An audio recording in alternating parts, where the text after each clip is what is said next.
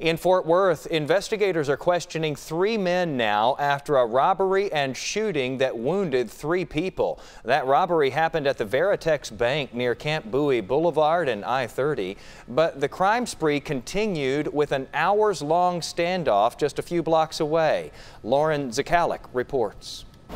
The Veritex Bank off Camp Bowie and Merrick had hardly been open an hour Thursday when authorities say 2 heavily armed men entered and opened fire. It was an attempted robbery. There was no loss, but during that attempted robbery, 3 individuals were shot.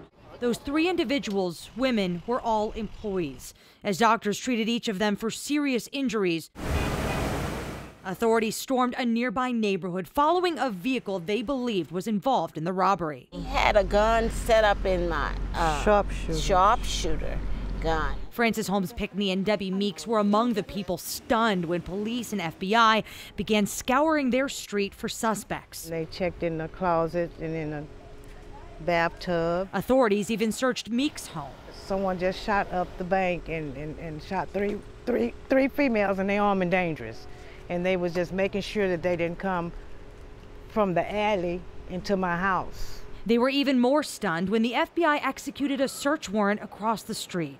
They've been taking stuff out in bags. Like now, they got bags.